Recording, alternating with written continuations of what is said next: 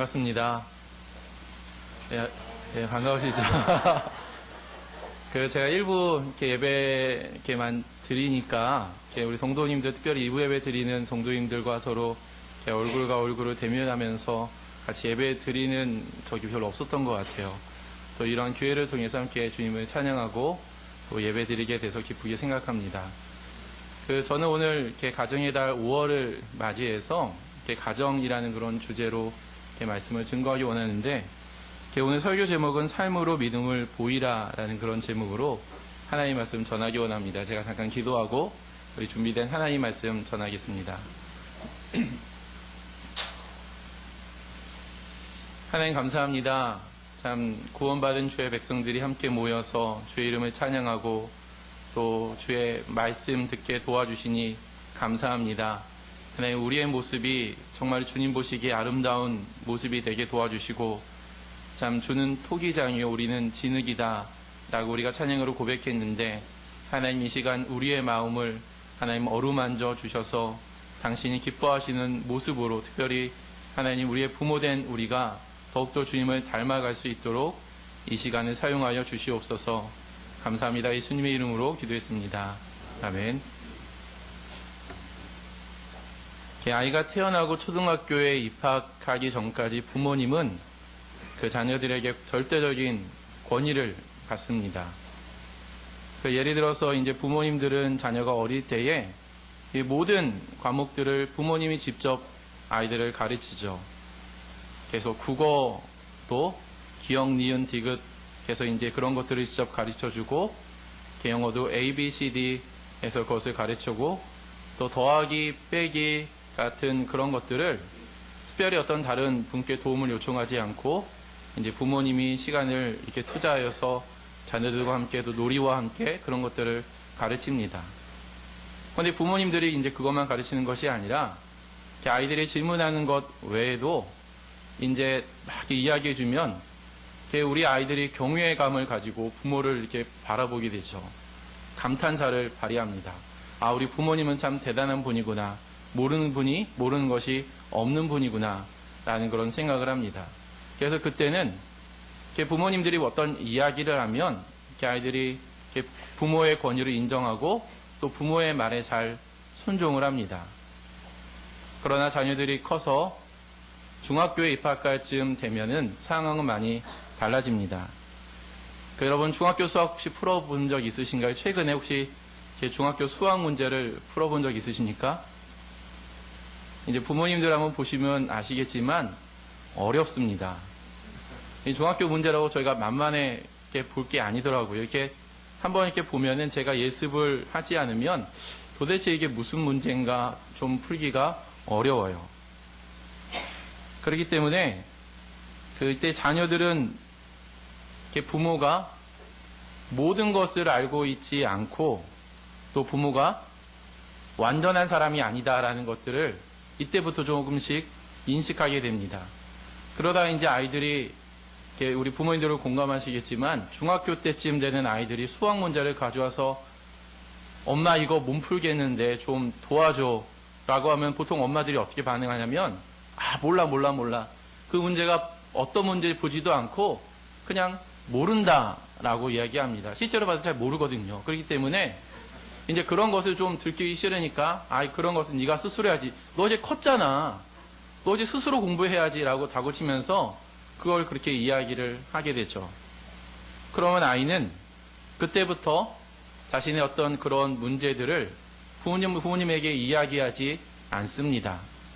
내가 모르는 것을 부모님들도 모르고 심지어는 내가 아는 것을 부모님이 모른다라고 판단하는 거예요. 그리고 마음속으로 부모를 무시하고 약간 깔보는 그런 마음이 들기 시작을 합니다. 이러한 상황에서 부모님들이 공부해!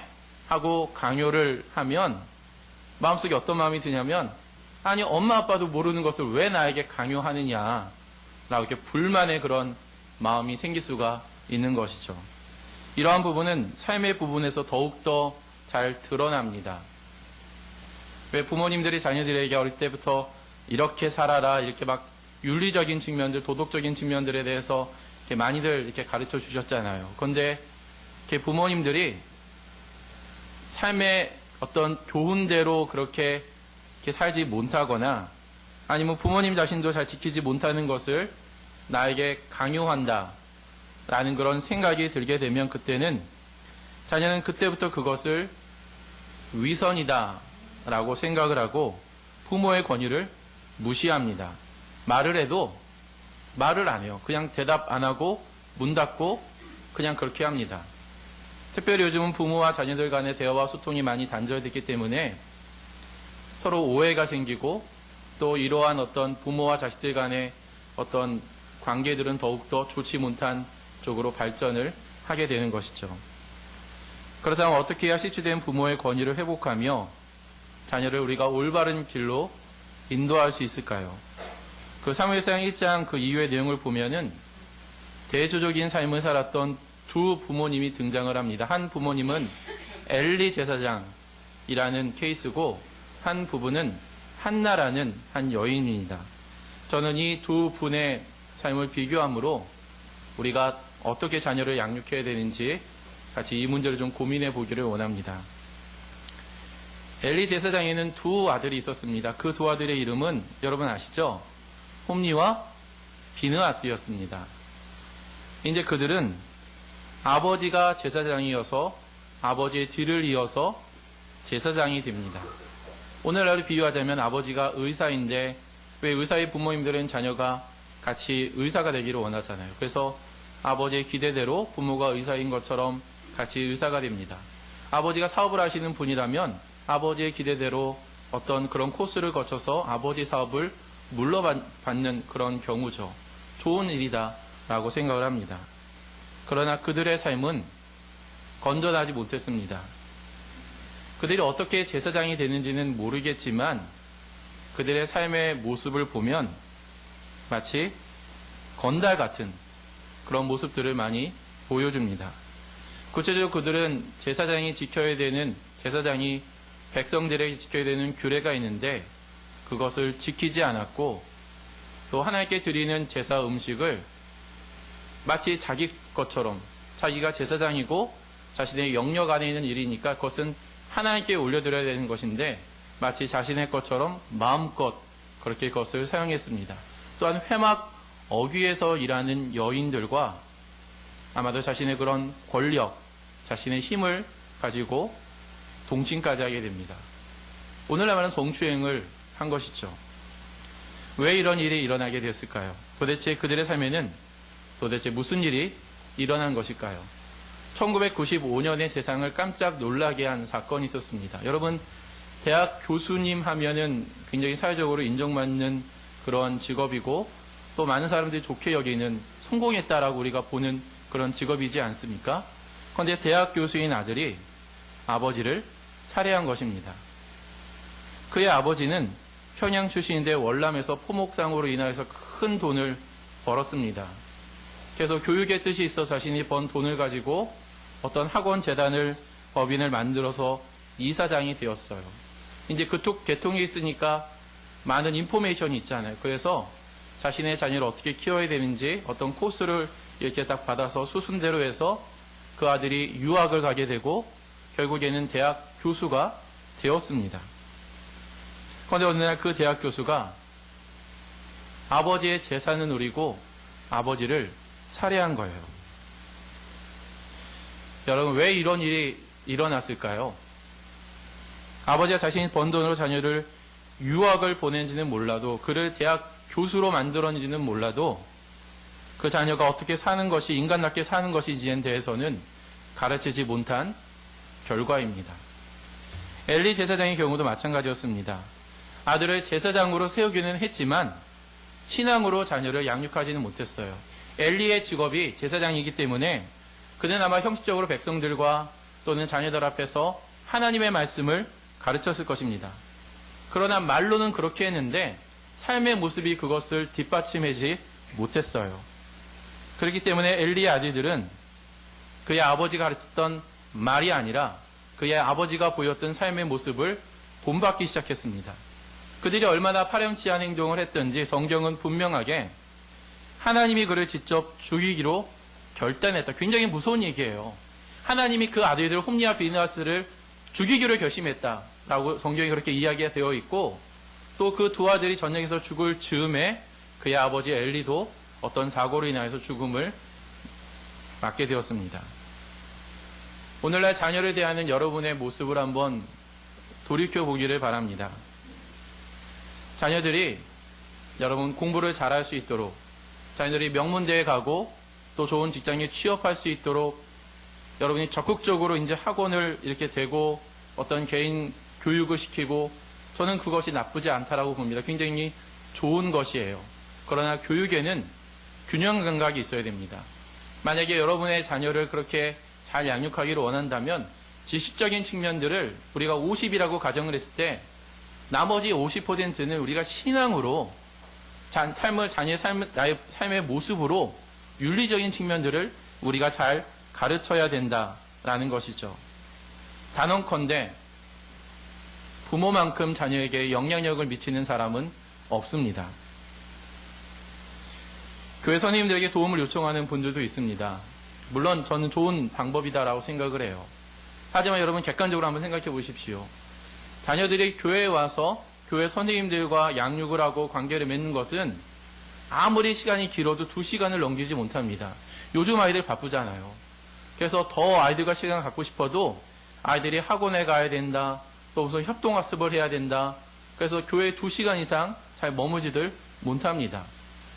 그러나 그들이 학원에 가고 친구들과 만나고 협동학습을 하고 집으로 돌아왔을 때 여러분들과 보내는 시간이 얼마나 되는지를 한번 비교해 보시기를 바랍니다. 이거는 게임이 안 되는 거예요. 아무리 선생님이 좋다고 하지만 부모만큼 영향력을 행사할 수는 없다라는 것입니다. 가장 위험한 것은 모든 것을 학원 선생님들에게 위임하는 거예요. 부모와는 별다른 소통을 하지 않은 채 요즘 아이들의 그런 모습처럼 자신의 삶의 모든 대부분의 시간을 학원에서 보내는 거예요. 예전엔 저희가 학원에 가서 보통 영어를 많이 배웠는데 요즘엔 영어만 배우는 것이 아니라 수학도 배우죠.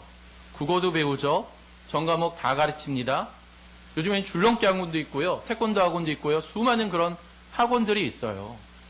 물론 이제 그곳에서 이제 잘 가르치는 그런 분들도 있겠지만, 그러나 그런 학원들이 여러분 어떤 실력을, 자녀들의 성적을 향상시킬 수는 있을지 몰라도 어떻게 사는 것이 인간답게 사는 것인지, 어떻게 사는 것이 크리스천답게 사는 것인지 가르쳐 주지는 않습니다. 그리고 과연 이러한 환경 속에서 자란 아이들, 경쟁에서 이겨야지만이 살아남는다, 이러한 강팍한 어떤 환경 속에서 자란 우리의 다음 세대들이 커서 여러분 어떤 사람이 되리라 라고 생각을 하십니까?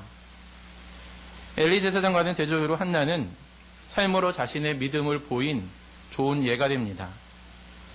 한나는 엘리 제사장과는 달리 굉장히 좋지 못한 그런 환경에 있었습니다. 한나에게는 남편이 있었는데 그 남편의 이름은 엘가나죠. 그런데 아쉽게도 엘가나는 한나 외에 또 한 명의 아내를 가지고 있었는데 분인나라는 여인이었습니다. 그런데 설상가상으로 한나가 임신을 하지 못하는데 분인나는 아이를 낳았어요. 그러니까 기세가 등등한 분인나는 막 한나를 업신여기고 무시하고 괴롭힙니다. 아마 그런 것을 통하여서 집에서 쫓아내려고 아마 작정하고 그랬을 것이다 라고 생각을 합니다. 여러분, 한나의 마음이 얼마나 괴로웠을까요? 임신을 하지 못해서 굉장히 괴로운데 또 다른 여자가 나를 그렇게 공격한다니까 그녀의 마음은 굉장히 괴로웠을 겁니다. 그러나 한나는 자신의 슬픈 마음을 가지고 하나님께 나아가서 기도를 합니다. 우리 사무엘상 1장 11절 말씀 앞에 있는 스크린에 보시면서 같이 하나님의 말씀을 읽도록 하겠습니다. 함께 읽습니다. 시작. 한나는 서원하며 아뢰었다. 만군의 주님, 주님께서 주님의 종의 이 비천한 모습을 참으로 불쌍히 보시고 저를 기억하셔서 주님의 종을 잊지 아니시고 이 종에게 아들을 하나 허락하여 주시면 저는 그 아이의 한평생을 주님께 바치고 삭도를 그의 머리에 대지 않도록 하겠습니다. 우리가 알다시피 한나는 이 기도를 한 후에 얼마 지나지 않아서 아들을 낳게 됩니다. 그리고 그가 낳은 아들의 이름을 사무엘이라고 지었는데 그 사무엘이라는 이름의 뜻은 하나님이 들으신다라는 그런 뜻을 가지고 있습니다. 그런데 이런 질문을 한번 해봅시다. 한나가 아마도 조금은 노년에 아이를 출생했을 가능성이 큰데 노년에 얻은 단 한 명뿐인 아들을 여러분 하나님에게 바친다라는 것이 쉬운 일이었을까요? 한번 우리 어머니 되시는 우리 분들은 우리 한나의 입장에서 한번 생각해 보시기를 바랍니다. 나에게 딱 낳은 아들이 딱 하나 있어요. 앞으로 어떻게 될지 모릅니다. 그런데 그 아이를 자신이 기도한 것처럼 하나님에게 드리는 것이 쉬운 일이었을까요? 그렇지 않죠. 굉장히 어려운 일이었을 겁니다. 할 수만 있다면 자신의 기도를 좀 물리고 싶었을 거예요. 그러나 한나는 그렇게 하지 않고 자신이 하나님께 서원하고 기도한 그대로 그렇게 지켰습니다. 그러나 한나가 기도만 한 것은 아니죠. 그녀는 자신이 해야 되는 역할에 있어서 그가 할 수 있는 모든 최선의 노력을 다했습니다. 그녀는 엘리 제사장의 말을 하기를 이 아이가 젖을 뗄 때까지 제가 좀 키우게 도와주십시오. 그래서 아이가 이제 젖을 뗄 때까지 어머니의 그런 온도, 어머니의 사랑을 받으면서 이렇게 자라나게 됩니다. 아마 그때 한나는 이 아이를 사랑하고 축복하고 또 이렇게 계속해서 그 아이를 위한 기도를 했을 것이다라고 여겨집니다. 그런데 이 젖을 물린 아이를 이렇게 떨어뜨리는 것이 굉장히 어려운 일임에도 불구하고 한나는 이제 시간이 되었을 때에 아이를 데리고 주님의 성소에 올라가서 그 아이를 하나님께 드리게 됩니다. 그것으로 끝난 것이 아니라 매년 성소에 올라갈 때마다 그녀는 마음을 다해서 하나님을 예배하고 올라갈 때마다 그 아이가 성장하는 대로 옷을 직접 어떤 브랜드의 옷을 사서 주는 것이 아니라 자기 직접 하나하나 정성으로 만든 옷을 가지고 그 아이에게 이렇게 입혀주면서 아마 그 아이의 옷을 싹 입혀주면서 아이야 내가 너를 사랑한다. 내가 너를 위해서 기도하고 있단다. 그리고 가능한 하나님의 말씀으로 교육하지 않았을까라는 그런 생각을 해봅니다. 그 결과 사무엘은 커갈수록 주님과 사람들에게 사랑을 받으며 자랐습니다. 저는 사무엘이 어렸을 때부터 어머니가 어떻게 하나님을 경배하고 어떻게 자신을 사랑하는지 말이 아니라 행동으로 보고 배웠을 것이다 라고 생각을 합니다. 그 결과 그는 이스라엘의 가장 어두웠던 시대에 빛을 밝혀주는 마지막 사사가 되었고 그는 인격적으로 다른 사람을 존중하며 그리고 자신을 희생하여서 다른 사람을 섬길 수도 있는 자기를 낮추고 자기를 죽이고 다른 사람을 높일 수 있는 그런 사람으로 성장하게 됩니다. 이 모든 것은 엘리 제사장에게 배운 것이 아니라 어머니 한나의 삶의 모습으로 배웠을 가능성이 매우 큽니다. 저는 이러한 내용을 통해서 부모가 무너진 권위를 회복하고 자녀를 올바르게 양육해서 우리가 지켜야 되는 4가지 원리가 무엇인지 함께 나누기 원합니다. 4가지예요. 4가지입니다. 연습 많이 했는데. 우리 첫째는 영적인 분별력을 키워야 됩니다. 우리 부모님들이 하나님의 말씀, 하나님 뜻이 무엇인지를 잘 분별할 수 있는 능력을 키워야 된다라는 것입니다. 여러분, 한나가 불임이었을 때에 엘가나의 또 다른 아내인 분인나가 한나를 업신여기고 괴롭혔습니다. 얼마나 그 마음이 화가 났을까요? 아마 그녀는 분인나의 머리채를 잡고 흔들면서 네가 나를 괄시하느냐 막 이렇게 하거나 아니면 남편을 꼬드겨서 분인나를 쫓아보내라고 아마 그렇게 말을 할 수 있을 거예요. 왜냐하면 성경에 보면 엘가나가 한나를 사랑했다라고 얘기했거든요. 그런데 한나는 그 방법을 택하지 않았습니다. 이때 한나는 분인나와 싸우는 대신 하나님께 기도하는 것을 선택했습니다. 왜냐하면 자신이 할 수 있는 최고의 방법은 하나님께 기도하는 것이거든요. 기도할 때 자신의 문제가 해결된다는 것을 알고 있었습니다. 아마 이 자리에 계신 여러분들도 아마 저마다 각자 여러분들이 가지고 있는 삶에 문제들이 있을 줄 압니다. 여러분 기도하십시오. 기도하면 하나님께서 우리의 기도를 들으시고 응답해 주실 줄 믿습니다.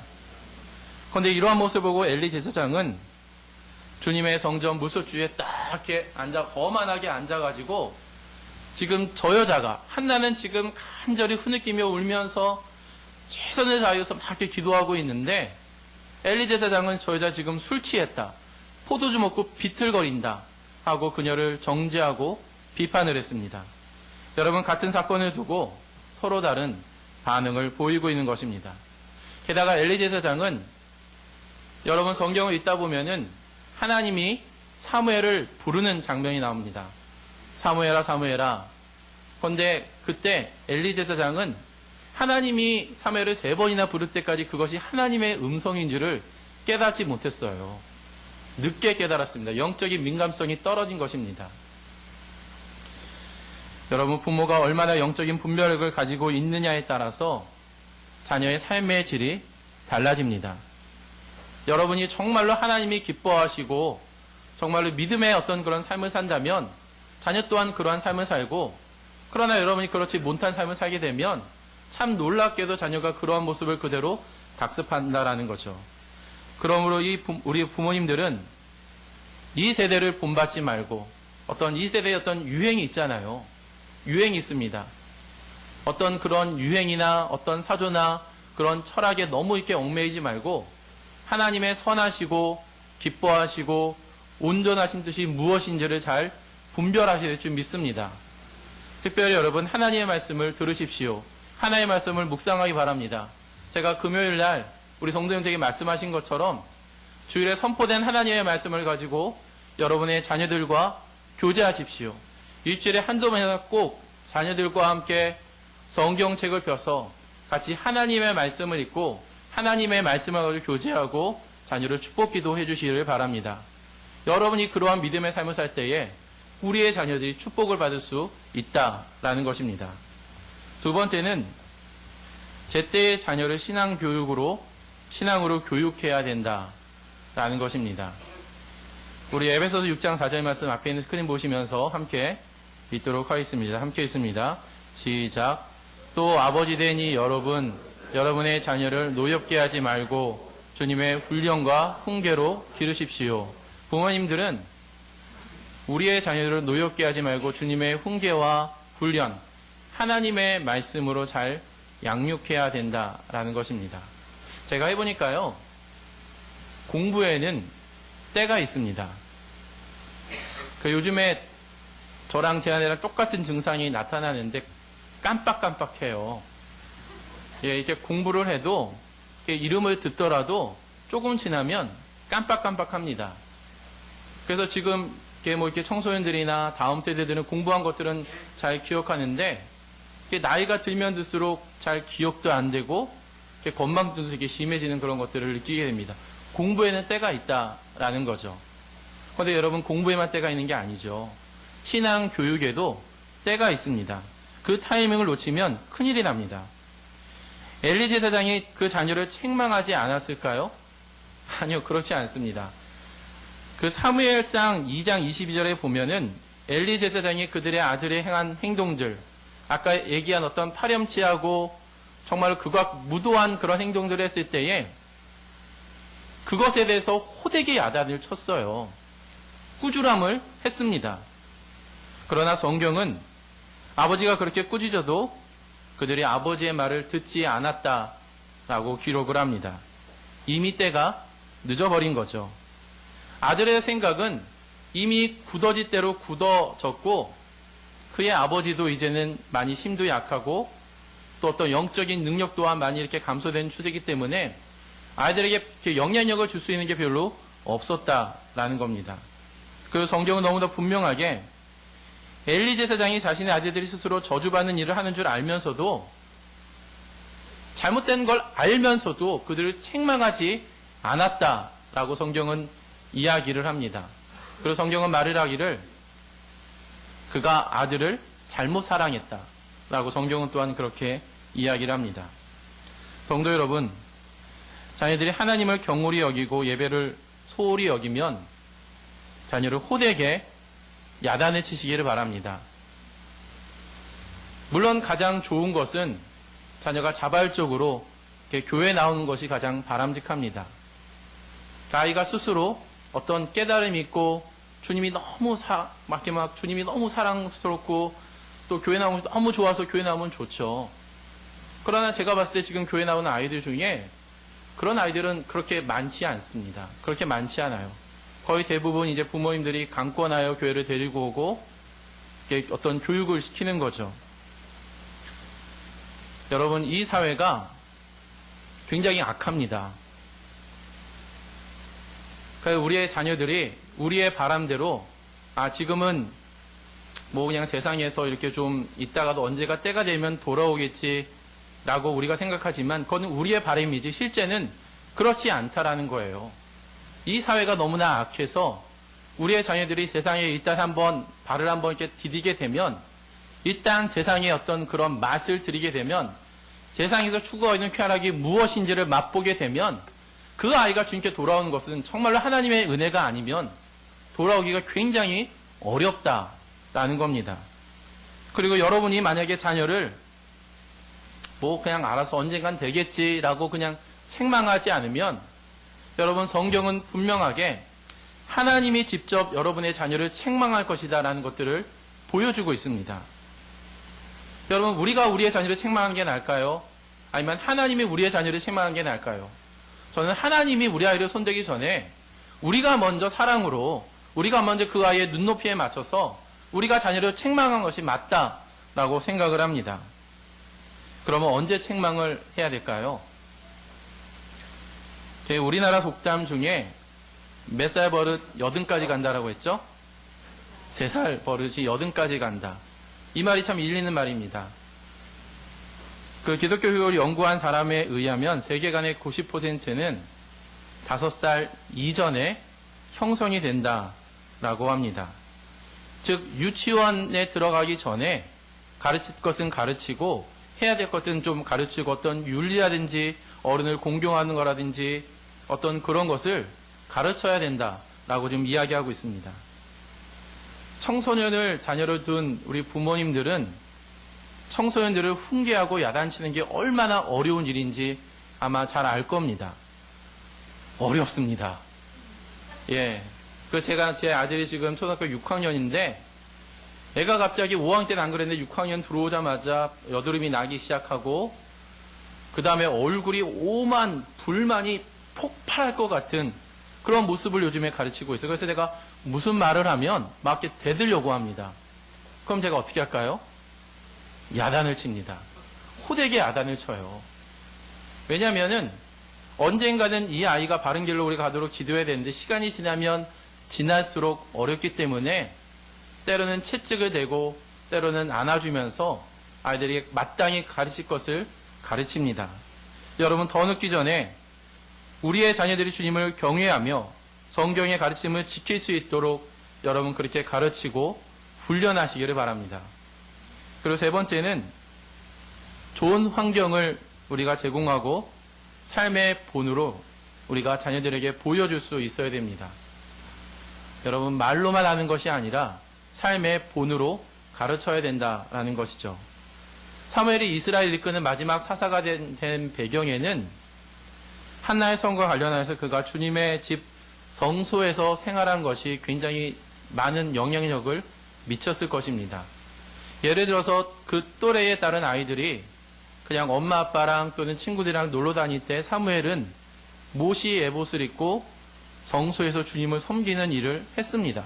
어릴 때부터 이제 그런 환경에서 자랐기 때문에 그런 환경은 우리가 무시할 수 없다라는 거죠. 그러나 환경이 우리 아이들의 어떤 삶에 많은 굉장히 절대적인 영향을 끼치는 것은 아닌 게 여러분 사무엘이 좋은 환경이 있었다면 엘리의 두 아들 홈니와 비느하스도 똑같은 환경이었습니다. 어떻게 보면 그의 아버지가 제사장이었기 때문에 사무엘보다 조금 더 많은 혜택들을 누렸을 거예요. 그러나 사무엘이 하나님이 정말 기뻐하시는 모습으로 자라는 반면에 홈니와 비느하스는 그 반대의 길로 점점 더 악해졌습니다. 똑같은 환경인데 여러분 무슨 차이가 있었을까요? 엘리 제사장은 자녀가 저주를 받는 줄 알면서도 그들의 잘못을 책망하지 않았습니다.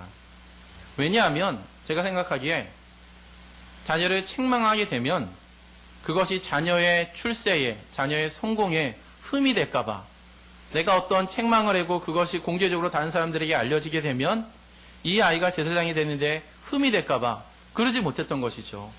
그리고 책망하지 못했던 또 하나의 이유는 본인이 그러한 삶을 살지 못했기 때문에 아들의 행패를 부리고 아들이 하나님께 드려지는 음식을 막 찍어 먹고 그럴 때에 그러지 못했던 것은 그들을 책망하지 못했던 것은 아마도 엘리 자신도 그렇게 하지 않았을까. 그렇기 때문에 그들의 아들들이 그것을 보고 따라하진 않았을까라고 생각을 해보게 됩니다. 그러나 한나는 달랐습니다. 그녀는 하나님께 기도한 대로 자신의 아들을 하나님께 바쳤고 매년마다 남편과 성소에 올라갈 때마다 온 마음을 다하여서 하나님을 예배하고 그리고 올라갈 때마다 자신이 직접 딴 그런 옷을 가지고 자녀에게 입혀주고 사랑과 정성을 그 아이에게 쏟았을 것입니다. 성도 여러분, 교회는 그리스도의 몸이며 주님께서 보혈로 사신 곳입니다. 교회가 제 역할을 감당한다면 이 세상에 교회를 대체할 만한 기관은 없습니다. 그리고 주님은 교회를 통해서 영광을 받게 될 것입니다. 이러한 교회에 여러분의 자녀를 보내시고 자녀들이 교회 안에서 자랄 수 있도록 최선을 다해 주실 것을 부탁드립니다. 주일 예배는 기본이고 부서 모임과 교회 모임에 적극적으로 참여할 수 있도록 아이가 좀 싫다 하더라도 강권하여서 그 아이를 교회로 데려오는 우리 부모님 되기를 바랍니다. 그리고 부모님은 가정에서 어떤 교회에서 그게 아니라 가정에서 삶으로 믿음을 보여줄 수 있어야 됩니다. 김정환 목사님의 아들 김요셉 목사님은 자신의 저서 삶으로 가르치는 것만 남는다라는 책에서 이런 말을 했습니다. 앞에 있는 스크린 보시면서 저희가 함께 읽어보도록 하겠습니다. 함께 있습니다. 시작. 참 배움은 강요되는 것이 아니라 삶에서 얻는 것이다. 우리는 무엇이든지 삶으로 가르쳐야 된다. 여러분, 참 배움은 해야 된다. 하라. 해. 그런 강요가 아니라 삶으로 얻는 것이다 라고 했습니다. 누구의 삶으로 얻는 걸까요? 부모님의 삶으로부터 그러한 가르침이 이루어집니다. 그런데 만약에 여러분, 부모님들이 성경에서 말하고 있는 그런 가르침과 만약에 모순된 그런 삶을 산다면 교회에서는 거룩하게 하나님을 예배하고 정말로 젠틀한 어떤 그런 모습을 보여주지만 그러나 집에 가서는 돌아가자마자 집안에 쌓여져 있는 설거지, 더러워진 집, 어떤 그런 모습들을 보고 공부하지 않는 우리 아이들을 보고 부모가 서로 싸우고 저주하고 욕하고 자녀를 핍박한다면 여러분, 그 아이가 과연 무엇을 보고 배울까요? 분명히 성경은 남편과 아내가 주님이 교회를 사랑하듯 사랑하고 교회가 주님께 대하듯 섬기라라고 했는데 우리의 부모님들이 그러한 삶을 사실 못한다라면 우리의 자녀들이 과연 무엇을 배울까요? 분명히 성경은 술 취하지 말라, 이는 방탕한 것인데 라고 분명히 얘기하고 있고 잠언 말씀에 술은 보지도 말라 라고 얘기했는데 우리 부모님들이 회사에 어떤 그런 직장일을 마치고 술을 먹고 돌아오고 그것으로 끝나면 좋겠지만 술 먹고 아내와 싸우고 자녀를 불러내서 막 잔소리를 한다면 과연 우리의 자녀들이 그러한 모습을 보고 여러분 무엇을 배우겠습니까? 여러분, 무서운 말이 있습니다. 자녀는 부모를 닮는다라는 말이에요. 자녀는 부모를 닮습니다. 내가 가르치는 내가 강요하는 말이 아니라 부모님이 평소에 어떤 모습을 보여주느냐에 따라서 우리 아이들이 그러한 모습을 본받는다라는 거예요. 바로 여기에 정말로 우리가 우리의 자녀들을 사랑한다면 우리가 먼저 주님의 말씀에 헌신하고 우리가 먼저 주님의 말씀에 어떤 순종하여서 그러한 삶을 살 때에 자녀들이 성경의 어떤 가르침이 아니라 이 성경의 가르침으로 인하여서 정말로 순종하고자 노력하는 그 부모의 모습을 보고 우리 아이들이 보고 배운다라는 것입니다. 여러분, 말과 혀로만 사랑하지 말고 행함과 진실함으로 자녀를 사랑하는 여러분 되기를 축복합니다. 우리 마지막 교훈은 자녀를 위해 기도하고 최고의 권위자 되신 하나님께 우리가 우리의 자녀를 맡겨야 된다라는 것입니다. 저는 이 부분을 한나로부터 교훈을 얻기 원합니다. 한나는 사무엘이 태어나기 전부터 그 아이를 위해서 기도했고 그 아이가 태어났을 때 젖을 먹이는 순간에 그 아이를 위해서 기도했고 또 그가 성소에서 일을 할 때에도 그 아이를 기도했으며 그 아이가 사사가 될지 아마 그녀는 몰랐을 거예요. 그러나 그 아이의 미래를 위해서 하나는 그렇게 기도했을 것입니다. 최근에 제가 어떤 한 학생과 이렇게 교제를 했습니다. 이제 대학 진학을 앞에 두고 진로를 결정하고 있는, 이제 고민하는 그런 학생인데, 자기가 어떻게 살아가야 되는지, 어느 대학에 가야 되는지, 어떤 방향으로 인생을 잡아갈 것인지 굉장히 고민을 하고 있었던 학생입니다. 그런데 어머니가 자신에게 이런 말을 했다고 하는데 도대체 그 말이 무슨 의미인지 이해하지 못하겠다며 저한테 말을 했는데, 그 어머니가 교회 다니시는 분이에요.